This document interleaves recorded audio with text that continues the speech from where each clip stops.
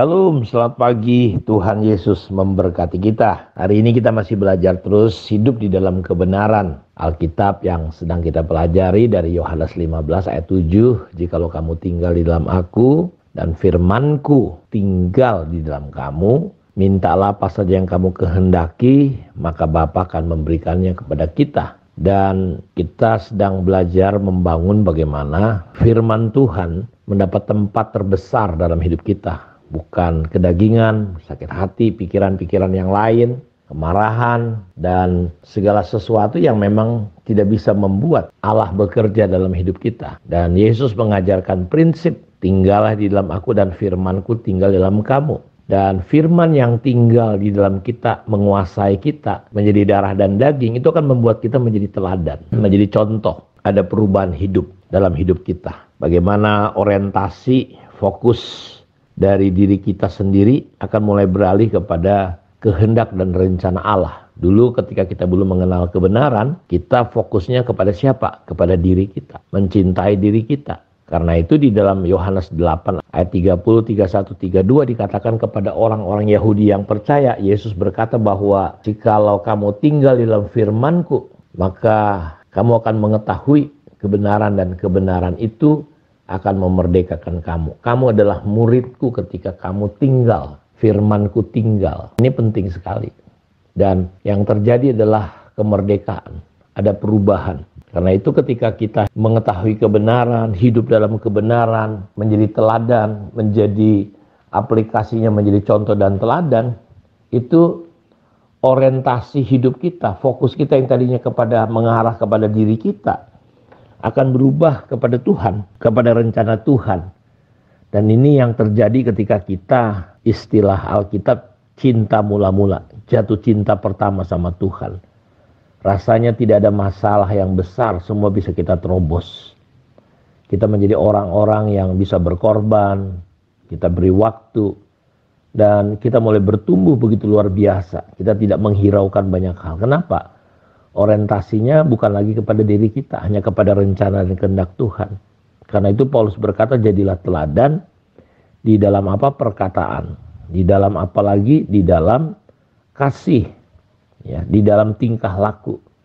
Baru kita menjadi teladan di dalam kesetiaan. Jadi ketika kita berubah, mengalami kemerdekaan, kita akan menjadi teladan. Dan ini yang Paulus dorong supaya Timotius menjadi teladan dalam apa?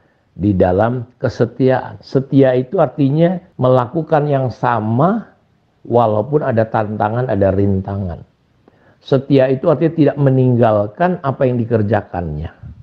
Dia terus berjalan sampai akhir hidupnya. Dia tetap setia. Apakah Anda orang yang setia? Apakah saudara bisa menjadi teladan? Sekali lagi, hari-hari ini kita butuh yang namanya keteladanan di dalam kesetiaan. Apakah kita orang-orang yang setia? Mata Tuhan menjelajah, mencari orang-orang yang setia. Ya, hari ini kita melihat banyak orang tidak setia. Setia dalam kebenaran, setia di dalam kesucian, setia di dalam melakukan hal-hal yang baik. Dia tidak setia. Dia tidak setia di dalam keluarganya, dia tidak setia di dalam tugas tanggung jawabnya, dia tidak setia di dalam komitmen-komitmennya. Banyak orang hari ini menjadi Kristen Yudas, banyak menjadi pengkhianat, mengkhianati kebenaran. Ada istilah muncul, penjahat kebenaran. Ya, kebenaran yang dia ceritakan tapi dia jahat, dia ingkari. Saudara, ini penting sekali kita menjadi teladan di dalam apa? Di dalam yang namanya kesetiaan. Tentu kalau kita ingin belajar kesetiaan, kita belajar kepada Tuhan kita. Alkitab berkata bahwa ketika kita tidak setia, Tuhan kita adalah Tuhan yang setia. Seharusnya kita belajar menjadi teladan dengan apa yang namanya kesetiaan. Dalam Filipi 2 ayat 5, 6, 7, 8 dikatakan bahwa hendaklah kamu dalam hidupmu bersama menaruh pikiran dan perasaan yang terdapat juga dalam Kristus Yesus. Yang walaupun dalam rupa Allah tidak menganggap kesetaraan dengan Allah itu sebagai milik yang harus dipertahankan. Melainkan ia telah mengosongkan dirinya dan mengambil rupa sebagai seorang hamba dan telah taat sampai mati. Dalam segala hal sabarlah, menderita, lakukanlah pekerjaan pemberitaan Injil tunaikanlah tugas pelayananmu. Karena ayat sebelumnya itu sedang bicara tentang munculnya banyak orang yang tidak lagi bisa bertahan mengikuti ajaran yang benar, ajaran yang sehat. Tetapi kita perlu menguasai diri kita, sabar menderita, endurance, tahan. Ya. Mengenai diriku, darahku sudah mulai dicurahkan sebagai persembahan. Dan saat kematianku sudah dekat, aku telah mengakhiri pertandingan yang baik. Dia setia. Paulus memberi teladan kepada Timotius bahwa dia bukan hanya sekedar bicara. Dia menyebutkan, dia tahu arti daripada bagaimana menjadi teladan dalam perkataan, dalam tingkah laku, dalam kasih, dan di dalam kesetiaan. Aku telah mengakhiri pertandingan yang baik. Aku telah mencapai garis akhir. Finishing well. Banyak orang gak finishing well. Ya, dia lompat. Dia keluar dari kesetiaannya.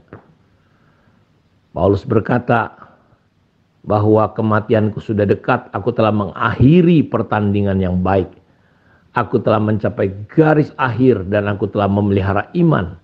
Sekarang telah tersedia bagiku mahkota kebenaran yang akan dikaruniakan kepadaku oleh Tuhan, hakim yang adil pada harinya, tetapi bukan hanya kepadaku, melainkan juga kepada semua orang yang merindukan kedatangan, dan tentu dia harus setia sampai akhir.